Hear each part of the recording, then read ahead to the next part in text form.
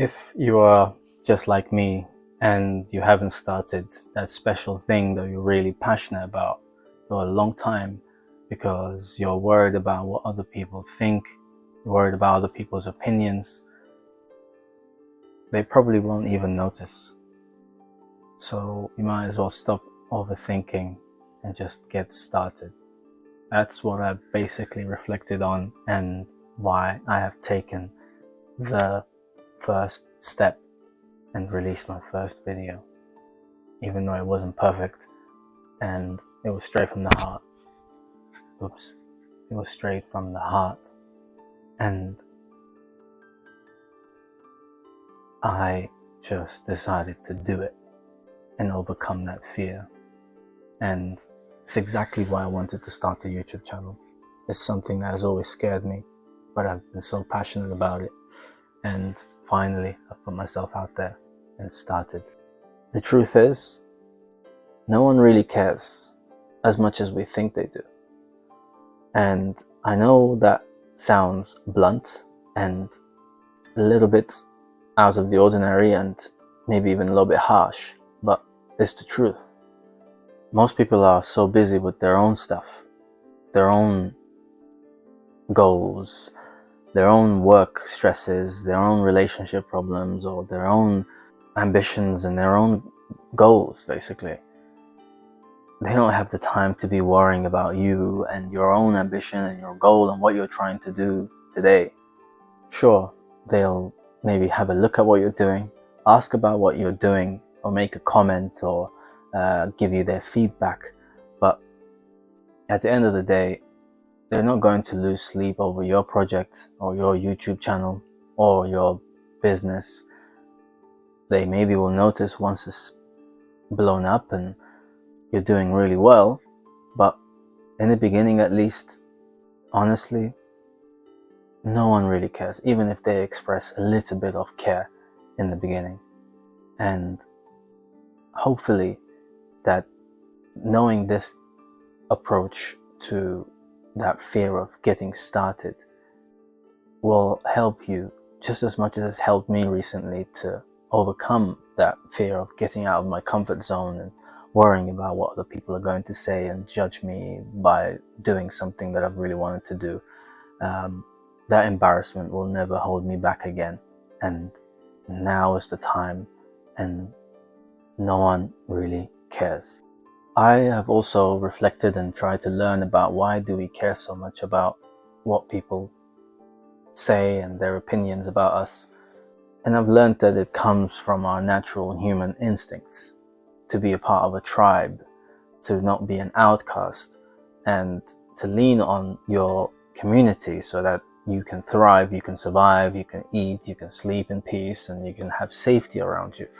And if you do something outside of the ordinary, that normally means that you are trying to break the mold and the society norms, and you're doing something that is uncomfortable for the rest of us, and it only feeds you and your passion and your soul and your mind. And so therefore this is not beneficial for the community. So you're going to sabotage the community's well-being and safety and reassurance and everything else that comes with that security in the community and tribe. Then that will lead to you becoming an outcast and being sort of isolated, eventually maybe even pushed out of the community and family or group, whatever. At the end of the day, this is a natural human instinct, and it's something that we are wired to do, but it's not something that we are wed to, or it's not something that is strictly made for a human being to do for the rest of their lives, luckily for us. And knowing that, it kind of puts everything into a perspective. I don't think that I would have probably reached this level of awareness much earlier in my life, or maybe even a year ago. Now, I'm not saying no one will have an opinion, especially if you're creating content that will resonate with other people, or other people will relate to, or you're even mentioning other people, or that it might even challenge people's opinions. You might get a little pushback, you might have a little bit of a playful jab here and there, or people might roast you for fun, or even like a light roast. But the bigger point here is that these moments of judgments and opinions are brief. They're temporary, and they don't really define you. They don't define your goal. They don't define where you're headed, and their opinion is not going to add any contribution to your success. A while ago, I did share actually with my friends that I was planning on starting a YouTube channel.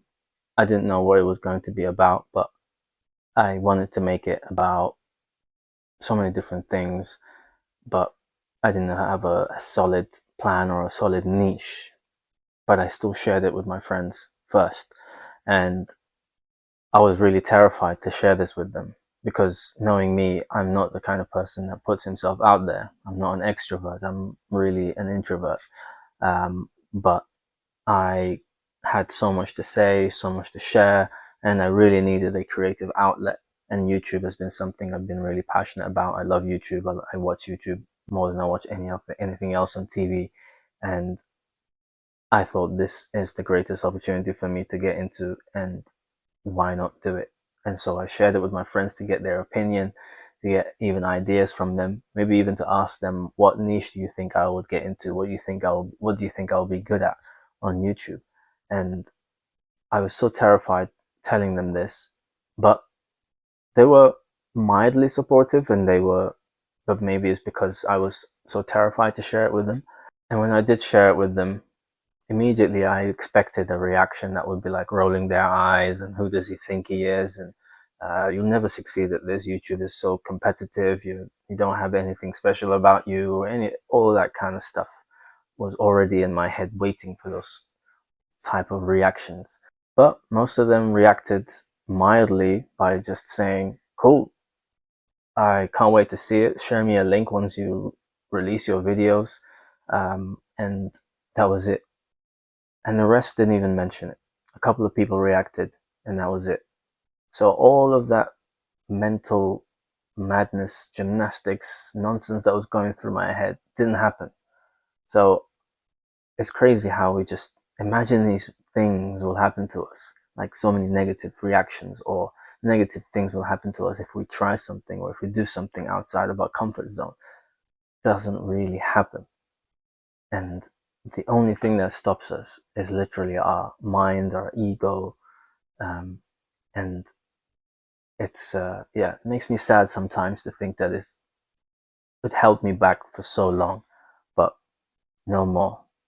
So obviously this is a fairly new sort of approach for me, where I'm really committed to this. I'm really committed to this YouTube thing, and I'm going to stick to it. I'm not going to hold myself back, and I'm going to continue this YouTube journey. So after watching a lot of videos on YouTube and podcasts, and learning how to overcome these crazy scenarios that I build in my head, and how to move past this fear, there are some conclusions I'd like to share with you, and some notes that I've written down for myself on how to notice these types of repetitive thoughts that I have, and why they happen, and what to do next. First thing is to acknowledge that fear. Acknowledge that you are nervous. Acknowledge that you have that anxiety to start the thing that you want to start. And you have to accept that you are feeling this way, and this is happening to you now. And that's normal. The key is to not live in it for too long, and to use this as a method of motivation, even though you feel like you have no motivation. And also, the very important thing is to not beat yourself up about it. I was having a conversation with my wife about courage, and what is the meaning of courage. And courage is basically doing something despite of fear. So you're going towards to do something that is really scary or that has a lot of consequences and risks, but you do that thing anyway, despite the fear. So you jump over the fear. And because you jumped over the fear, that makes you courageous. That gives you this quality of courage by doing something that scares the hell out of you, that held you back for so long, or even hasn't held you back, and you're just brave enough to go through it or go over it. Not letting that fear hold you back, basically, is what makes you courageous. The next thing is to establish the why. Why do you want to start this thing? Why do you want to start a business? Why do you want to start a YouTube channel? Why do you want to start that project? And that why is going to be the motivator when you have no motivation. It's going to be that little bit of energy that is going to get you out of a miserable condition or sad level, or emotions are not really motivating you to do anything right now, and reminding yourself of why you're doing this thing, why you start the YouTube channel, why you want to start your business, is going to be that little bit of a push that gets you to do 10 steps, 20 steps of effort. Because when you establish why, in my case, why do I want to start a YouTube channel? And it's to help people, to reach a community of like-minded people. I also have reasons of, such as developing communication skills, like talking to you right now on the camera. This is very hard for me. And I want to be able to communicate clearly in an articulate way, but not too smart or using big words or anything like that. Talking in a more natural way where I don't have any ums and ahs and I just did it. You see, I want to overcome these types of limitations, and I know that the more I practice with YouTube videos, recording myself and releasing things like this, I will become better and I'll become more confident. And hopefully down the line, I'll help people down the line as well, where they can see my progress and they can see where I've come from and they can see where I'm at, hopefully in the future. And that will help them, that will motivate them. And that's my why for doing YouTube. The next thing is to start small. Put out one product, put out one video or one content, release one project. You don't have to achieve all of your goals all at once. You don't have to achieve them all next week or next month even. All you have to do is start small today. Just dip your toes in the water. The important thing to remember is you don't have to be great to start. You just have to start to be great.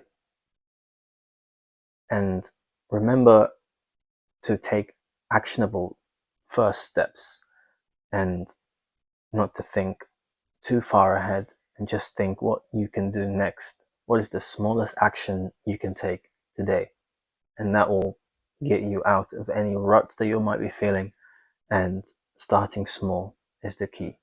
The fourth thing is embrace your imperfections. Your first few attempts are going to be shit. It's going to be awkward. It's going to be rough. I can feel it right now. I can just sense that this video is going to be imperfect. It's going to be flawed. I am not speaking in the best way possible. I'm nervous, and I'm literally speaking to you as if you're looking at me right now, even though I'm speaking to a camera, to a phone. But I know that this video is not perfect, but I'm embracing that imperfection. And I know that the more I do this, I know that I will eventually get better because I'm embracing the imperfection. I'm not going to worry too much about the flaws, the terrible sounding audio, or even how my voice sounds or my vocabulary. Like I'm struggling and I'm nervous to speak right now, but that's okay. It's normal. Everyone is at this level in the beginning. No one is perfect to start with.